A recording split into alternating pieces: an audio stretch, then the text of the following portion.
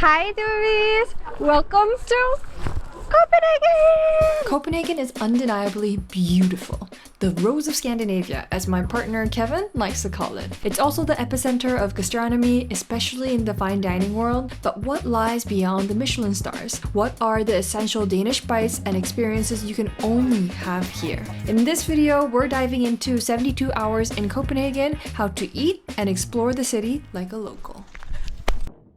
We're starting our morning at Hart Bakery in Refshaløen by the water. Founded in 2018, they're known for their naturally leavened sourdough and seasonal Danish pastries. It's also where Marcus from The Bear trains to level up his pastry skills in season 2. We ordered classic Danish breakfast items, a morning bun with butter and cheese, and a little something sweet. Good morning! Godmorgen! First breakfast in Denmark.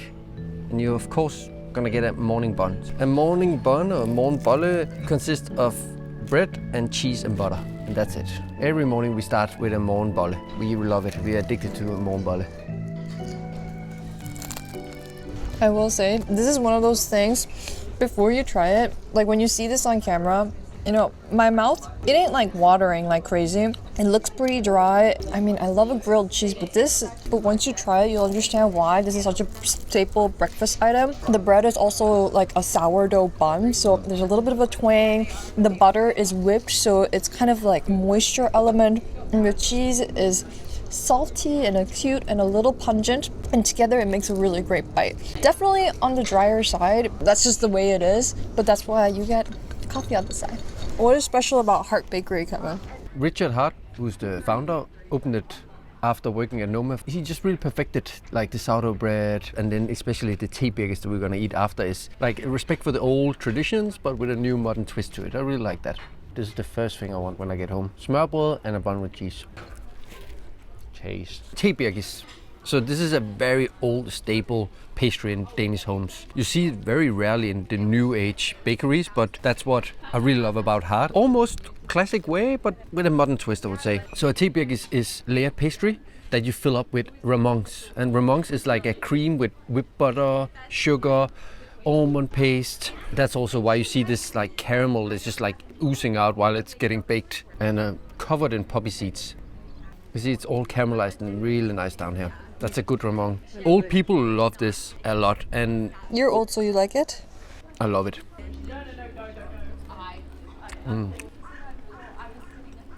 It's also by the water, so it's super nice. You get the view of the canals and also the bakery's beautiful old barn. And it's a great place to start your mornings with some bun and cheese and something sweet. This could start the opium war. Get it? Because it's poppy seeds. And I'm with my poppy. After a hearty morning bite, we cross the canal to explore more of Amager. Here you'll find beautiful urban design by the water, so take the time to walk around, taking in where urban life feels connected to nature.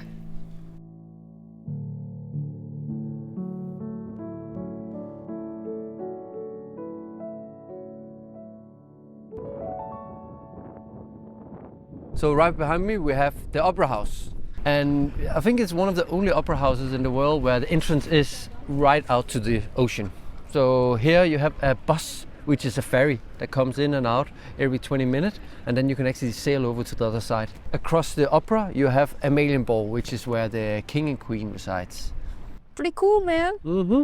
And you can kind of feel that the most important part about Copenhagen is that it's so interwoven with water. Yeah, and it's coming from the street between Sweden and Denmark, where there's a very strong current. So it kind of constantly keeps the channels clean. But also why it's a little cold and windy. Of course, that's a part of the charm. Dansk sofa. Oh, look, another GoBoat. Now it's time to walk east in my tabby socks and flip-flops. Not gonna lie, my feet were kinda hurting, and this is Kevin making fun of me for how I walk. So I waddled my big booty to Copenhagen's hottest and hippest, La Banchina. It's a great place to grab a bite to eat and a glass of organic wine while swimming. So if the weather is nice when you're visiting, definitely go check it out. But we skipped it this time because it was slightly chilly for a non-Dane like me, so we instead decided to visit the highest point in Copenhagen, CopenHill.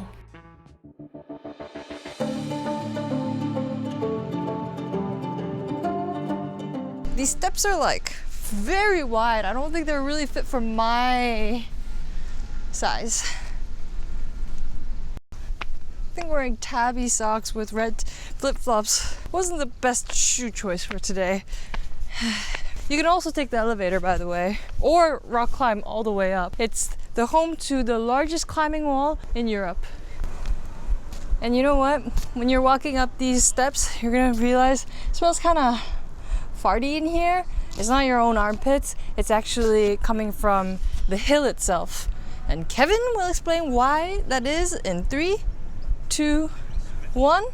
It's built as a power plant using all the waste and creating energy for Copenhagen. So that's also why you see all the garbage trucks from all of Copenhagen. When people think of landfills, it's usually super nasty and somewhere you don't want to come with your kids. To think that this landfill has become a tourist destination and where people can come and ski, rock climb and hike up, it's quite amazing, and you can see a beautiful, beautiful view of all of Copenhagen from the top. So definitely worth coming, and kind of thirsty. Should we grab a beer? Conveniently located next to CopenHill is Reffen Street Food Market. Here you'll find food from all around the world, which showcases how diverse Denmark is. But the true beauty of this market is grabbing a cold beer on tap and sitting by the water, chillin'. And when you say cheers, don't forget to say Skål. Skål.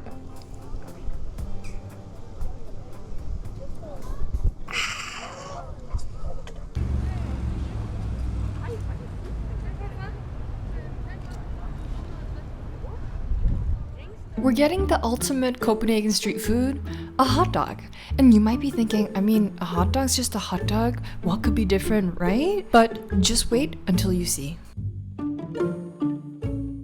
We needed a hot dog. So we got a ristet hot dog, which is the classic with mustard, ketchup, remoulade, which is our Danish pickle sauce, 2 kinds of onions, raw and fried onions. See, I'm somebody who only grew up with American style hot dogs, and the amount of topping there is on a hot dog, this is like a whole gourmet meal. OP element to this is definitely the crispy onions. This one is our classic pølser med brød, sausage with bread. And here we have kind of the same spread, and this is a medister. So this is a sausage spiced with different spices. So you have raw onions, fried onions, remoulade, mustard and ketchup. How do you eat this? I want to start with a bit of ketchup and a little bit of fried onions. Or you can also just dip everything in one go. Some also like to mix it. The idea of dipping into different sauces, I love this actually. This is, I think, also something super special only to Denmark. So incredibly juicy. This is hot dog fine dining. And this is what we call a fransk hot dog, a French hot dog. So here you have a bread with one hole where you stuff dressings and then a sausage in. The most shocking of them all, French hot dog. I don't know if this kind of hot dog exists in France. Bread is definitely closer to more of like a baguette and a hard bread instead of the classic brioche hot dog buns that you would usually expect. But this, I know it looks ass. Like when Kevin first ordered this, I was like, you're eating this in front of me, the girl you're trying to impress? But this actually surprisingly slaps. I would say there's 2 hot dogs that you have to try. Definitely try the classic combo and then the French hot dog. It's also the first thing on the menu, so you know that this is a fan favorite for a lot of people. And to wash it all down, you need some chocolate milk and you have to shake it. Kind of like Eva Mendes. This is a combo that's unheard of anywhere else in the world. Salty sausage and washing it down with chocolate milk. I understand why the average height here is like 6'4". I grew up on rice. After a bite at Jette's Hotdog, it's time to go. Go where? To the GoBoat. Renting a boat in Copenhagen is one of the best things you can do. You'll glide through the city's canals, past famous landmarks, and experience hygge. It's a Danish word for that warm, cozy feeling of being present with the people you love. My friend Jeremy and his family were visiting, so we stocked up on snacks and wine and cruised along the channels. You'll see people chilling and swimming by the water. There's really no better way to see the city's beauty woven together with the sea. I highly recommend going about an hour before sunset. You'll watch the sun dip over Copenhagen, painting the canals in golden light. We're back in Vesterbro where Jette's Hotdog is. Once a gritty red light district, it still carries traces of that old edge with bars, strip clubs, and tattoo parlors. But when you walk deeper into the heart of Vesterbro, you'll find the meatpacking district, where now it's a hotspot for trendy restaurants and buzzing bars. So we popped into Fiskebar, where the chef was gracious enough to give us a little behind-the-scenes tour. We do everything as local and sustainable. We try to also use all parts of the fish. For example, in this one, the monkfish, we're using the tail for a dish and the bones for a sauce, and that way we can come up with more ideas to use everything. We get from 180 to maybe 450, 420 guests a day. There's a lot of dishes we love at Fiskebar, and the menu is always changing, so let's quickly go over what we ordered. First up, sourdough bread with seaweed butter. Basic, yes, but it's an important first impression. The butter is whipped into submission into a light, airy foam with flecks of seaweed running through its salty umami depth that pairs perfectly with the soft, warm bread. Next, flatfish crudo with smoked mussels, seaweed, rye, and burnt onion. And just look at that plating. Now, our favorite dish of all, the mussels. Honestly, this alone is worth the trip to Fiskebar. Wow. Plump, juicy, and cooked to perfection. They're bathed in a rich, creamy fish broth, sprinkled with chopped green onion and tender potatoes. Think clam chowder on steroids. After a long day of climbing CopenHill and riding boats, this was exactly what I wanted, especially with a sip of wine in hand. Then came the monkfish tail with lovage, zucchini, and koji, served with a creamy sauce and a drizzle of green split oil. We also had a little carrot salad on the side for extra crunch and fiber. And finally, the showstopper of the day, a whole grilled monkfish head, which I had to order the moment I saw it in the kitchen. POV, you're Audrey Hepburn in Roman Holiday. How many restaurants in the world will serve a whole ass monkfish head? These fish chicks are so big that it almost reminds me of enoki mushroom.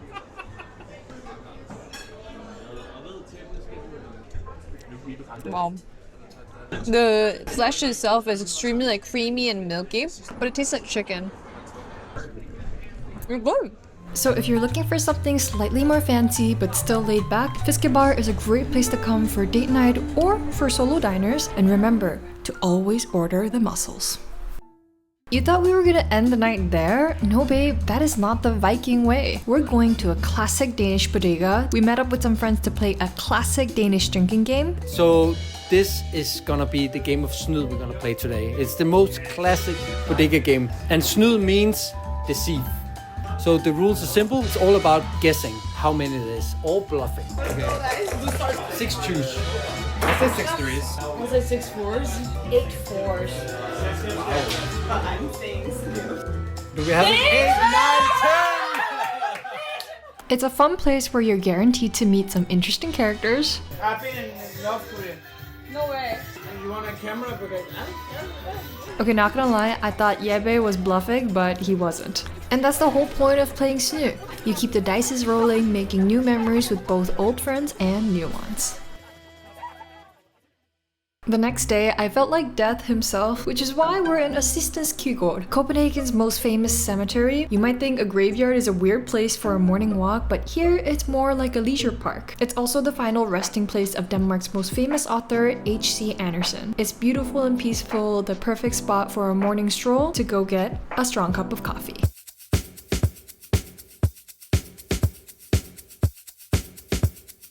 This is the OG third way coffee.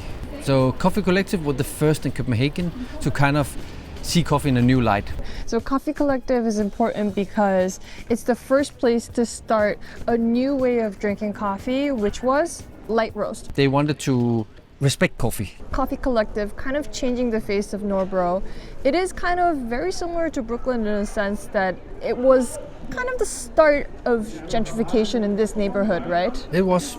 This is where it all started in Nørrebro. A 5-minute walk from Coffee Collective, you hit the heart of Nørrebro, the home to the largest Middle Eastern community in Denmark. Around 15% of Copenhagen's population is Middle Eastern, and that cross-cultural influence can be smelled by the fragrant scent of za'atar spice bread wafting in the air. We're at Ali Bageri, a family-run Middle Eastern bakery where locals, both young hipsters and Middle Eastern families, gather for brunch. It's an old establishment here in Nørrebro. It's been here since 1993. So Nørrebro is the city part in Denmark where we have the biggest Middle Eastern population. And therefore you also see a lot of Middle Eastern eateries. We ordered a brunch 1 plate, and it comes with hummus, labneh with za'atar and olive oil, cheese, and 2 types of cheese, pickles to cut some acidity, and the crowning jewel is omelet that is deep fried so it gets that nice fluffy crispy edge, and with a sprig of mint on top. It also comes with a bunch of flatbread. And on the side we got orange juice and ayran. And what is ayran? Ayran is a yogurt drink from Turkey that you will find in every single shawarma bar in Denmark. So this is kind of to take the spice away. You drink yogurt drink.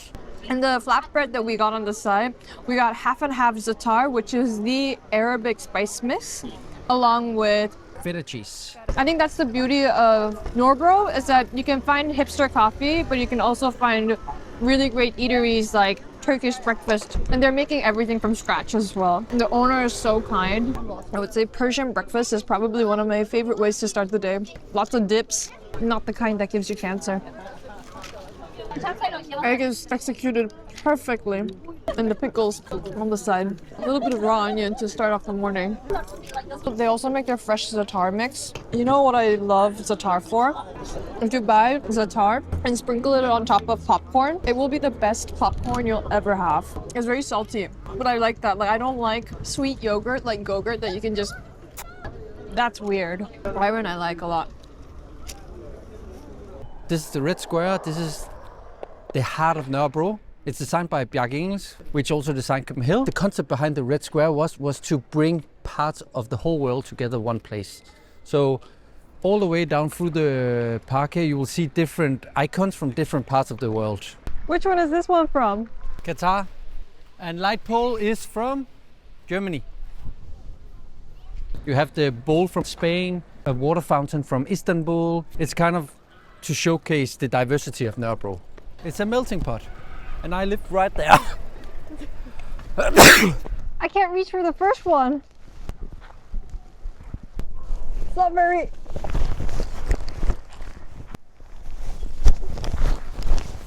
Are you okay? I ate shit. It's a food channel. Anyway, we're heading to aamanns, featured in the Michelin Guide for their modern take on smørrebrød, Denmark's most iconic dish. Kevin will explain in a bit what it is, but first, Chef Niraj gave us a little behind-the-scenes tour of the operation that makes it all happen. This is the herring that we marinate in the house here. It's been matured in salt barrels for 6 months, and then we marinate by ourselves how we want it. What is this smørrebrød? Smørrebrød is an open-faced sandwich, so it's different fillings on rye bread. And rye bread is a dark bread that we Danes absolutely love. A bit more sour, deep notes. Smørrebrød means butter bread. And this one is pickled or smoked? Fermented. Fermented. So you put them in barrels with salt, leave them in a basement for 2-3 months. The lactic fermentation breaks down bones and makes it very acidic and fresh. Wow. So tasty. You have the salted pickled herring, and when it goes through the salting process, you get the moisture that's drawn out, so the flesh becomes a lot more taut, and there's a really nice bite to it. What else is something that you think people should try? I think people have to try either our shrimps or salmon, a chicken salad or beef tartare to finish on. And I would say what's special about Danish shrimps is that they're really quite small, but my favorite smørrebrød at aamanns will be the tartare. Like, the tartare here is just so good. Like, you can see how beautifully red the beef is, and they grind it. And what I think is really special about aamanns is they have different types of rye bread for each and different smørrebrød. So this one, you can see on the outer rim that it had more oat flakes embedded on the top, and it makes more sense because you want a heartier bite, because the tartare is a little bit more soft. I think the attention to detail at aamanns is what makes it really, really special. also look like a midget here, Kevin. After a great meal at aamanns, we ventured into Nørreport to go look at Torvehallerne. It used to be an old vegetable market that now became an upscale glass and steel food market packed with over 60 stalls selling everything from artisanal cheese, meat, and seafood. It's also a fun place to visit to see what kind of things are in season in Denmark and a fun place to hang out. For dinner, we made a reservation at Krogs, one of Copenhagen's oldest and most iconic seafood restaurants. And we prepared for this in advance, right? Yes, you have to book it 24 hours in advance so they can prepare all the things. They got famous for having their own fishmonger right here, and then they have their restaurant right beside it. It was opened in 1910. Back in the days here, this was where all the old fishmonger ladies were standing selling their fish. There was this smart person who got an idea he wanted to open a fish restaurant right beside the fishmongers. And ever since it's been an institution.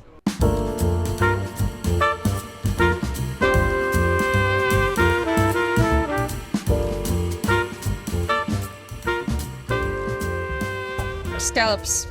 Scallop is creamy. Creamy, creamy, creamy. Wow. So let's start with the tail. Then we can kind of go in. Then we can break off the claws. And then you cut it on the side here.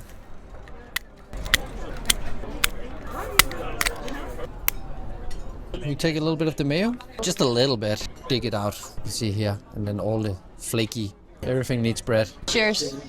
Delicious, creamy, fresh, really nice texture. Brown crab is the big crab we have in Denmark. We don't really have king crabs. Let's see if we can kind of massage this one out.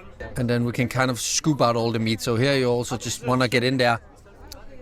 Wow, that's very good. This one we're gonna serve on a ramson toast. The crab meat is very flaky. So it has a really nice texture to it. I will take that one. What do you mean with that? I will take what is rightfully mine. That looks so bomb. It's a bit garlicky, coming from the rams. Wow. The sweet crab bitterness. The crab is super flaky and sweet. Crabs with any form of carbohydrates is my favorite.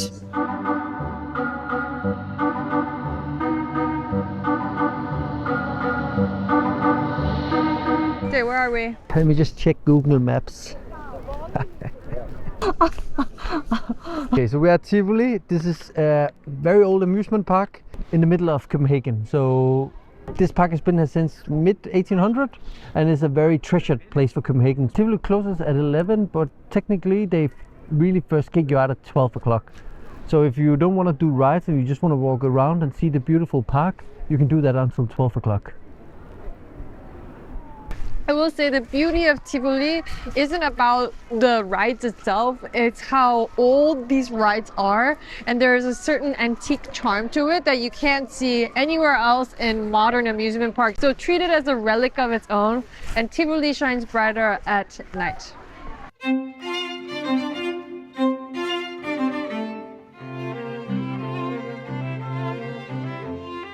There aren't many amusement parks in the world set right in the center of a city like Tivoli. The neon lights blur like watercolor against the long summer nights, making it the perfect place for a night walk. And you can't come to an amusement park without having something sweet, so we grabbed a pink cotton candy.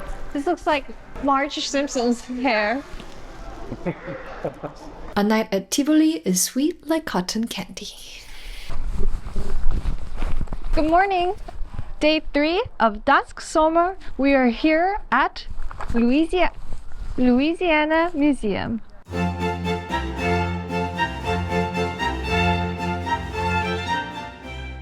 So we are at Louisiana Art Museum, which is an hour drive away from Copenhagen. It's surrounded by beautiful nature out to the ocean.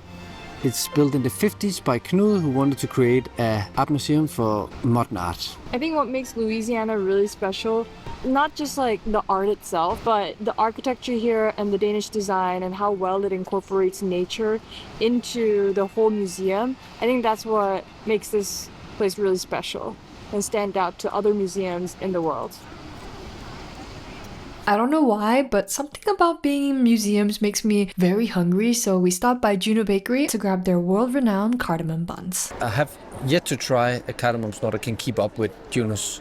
It is touristed, there is a long line, but it's worth it. Juno really mastered the light and airiness of this cardamom snort. Cheers. Cheers. Holy smokes.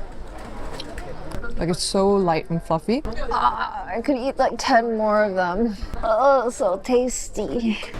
This is why I wanted you to come here. I think the balance in spice is also really, really on point. If there's not a line, I'm gonna buy one more. A little pro tip, the line is very long in the morning, so head over after 1 p.m.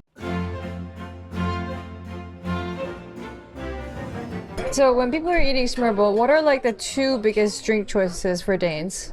These two. So it's beer and snaps. Snaps is a flavored spirit made on potato. So they go hand in hand for a classic lunch.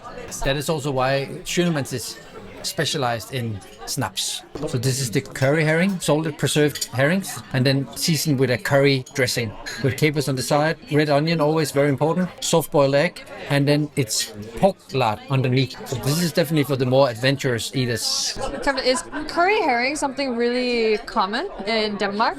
Yeah, when I was a kid, I grew up only eating curry herrings. If yesterday's aamanns was much more of the modern classic, schønneman is smørrebrød in the most traditional sense, executed to perfection. We tried the herring yesterday that was marinated in black currant, right? And the herring here is cured only in salt, but because of lactic acid fermentation, the flesh also tightens up and it has a really, really nice bite to it. I would say if you try it once, it's very addicting and you can never go back. So this is fried place. Remoulade dill and then lemon on the side, butter in the bottom. And what is remoulade made of? So remoulade is kind of like pickle. This is one of the most classic sauces we have in Denmark. I want to say remoulade is like what Thousand Island is for Americans. It tastes pretty similar. I would say it's more like a honey mustard and a Thousand Island put together. Like the fish itself is so tasty. It's also panade and breaded to perfection. It's so crispy. You can see the edges. Really freaking good. So this is hønsesalat. Which means? Hen salad. Is this an acceptable ratio of mayo to chicken? 100%. I'm Korean, so I have not seen this much mayonnaise to meat ratio ever in my life. Just because it's like an open-faced sandwich doesn't mean that it's not like a complex dish. Green asparagus embedded within the chicken salad, so you get a little bit of that creaminess with the chicken and a little crunch coming from the asparagus, adding to kind of the juiciness. You have the really crispy bacon on top, and then you have toasted buckwheat, and I think the bite together is so luxurious. So good.